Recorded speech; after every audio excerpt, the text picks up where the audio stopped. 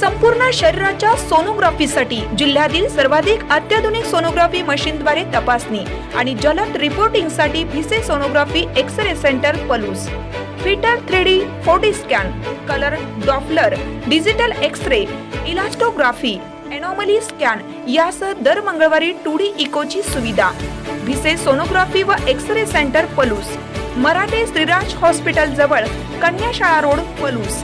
संपर्क 74 47 39 90 90 आणि 89 83 84 70 04. पलूस येथे RPIचा संविधान सन्मान मोर्चा, भीमसैनिकांकडून दलित अत्याचाराचा निषेध. केंद्रीय सामाजिक न्याय राज्यमंत्री रामदास आठवले यांच्या नेतृत्वाखालील Republican party of India Athawale पक्षाच्या वतीनं पलूस तालुका रिपब्लिकन पक्षाच्या वतीनं संविधानाच्या सन्मानार्थ पलूस तहसील कार्यालयावर भव्य संविधान सन्मान मोर्चा काढण्यात आला.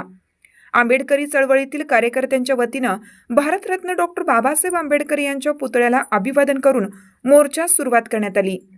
डॉक्टर आंबेडकर पुतळ्यापासून सुरुवात करून तहसील कार्यालयात सभा घेऊन तहसीलदार दीप्ती रिठे यांना रिपब्लिकन पक्षाच्या वतीनं विविध मागण्यांचं निवेदन देण्यात आलं. महाराष्ट्रात परभणी येथे भारतरत्न डॉक्टर बाबासाहेब आंबेडकर यांनी लिहिलेल्या पवित्र संविधानाची विटंबना करण्यात आली. त्याचप्रमाणे आंबेडकरी तरुणाची पोलीस कस्टडीमध्ये निर्गुण हत्या करणाऱ्या त्या पोलीस अधिकाऱ्यांवर कठोर कारवाई करावी. त्याचबरोबर बीड येथे झालेल्या खुनाची सखोल चौकशी करण्यात यावी व बीडमध्ये वाढत चाललेला कायदा सुव्यवस्थेचा प्रश्न सोडवावा. त्याचप्रमाणे भारत देशाचे केंद्रीय गृहमंत्री अमित शहा यांनी भारतरत्न डॉक्टर बाबासाहेब आंबेडकर यांच्याबद्दल चुकीचे स्टेटमेंट संसदेत दिल्याच्या निषेधार्थ त्यांनी भारत देशातील तमाम आंबेडकरी जनतेची माफी मागावी. अशा पद्धतीच्या अनेक मागण्या रिपब्लिकन पक्षाच्या वतीनं करण्यात आल्या.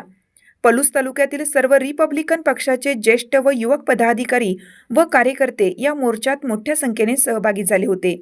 यामध्ये राजेश तिरमारे, बोधिसत्व माने, विशाल तिरमारे, मधुकर कांबळे, देवीदास कोकळे, रमजान मुजावर, नितीन काळे, शीतल मोरे, अनिल सावंत, दिनेश वाघमारे, नंदकुमार लोटे, रणजित कांबळे, अमोल धैजे, चरण दिवान, मनोज होवाळ, किरण बनसोडे, मिलिंद वाघमारे यांच्यासह शेकडो कार्यकर्ते मोठ्या संख्येने उपस्थित होते. या ठिकाणी Republican party of India Athawale गटाच्या वतीनं भव्य असा संविधान सन्मान मोर्चा काढण्यात आला.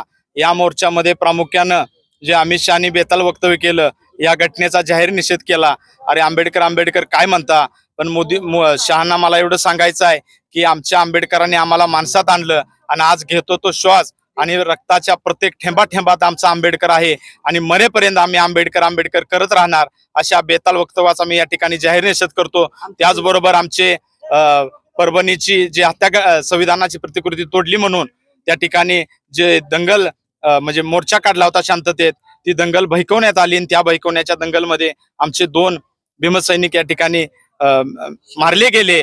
या घटनेचा देखील या ठिकाणी मी जाहीर निषेध करतो आणि त्या कुटुंबियांना 1-1 कोटी रुपये मदत मिळावी.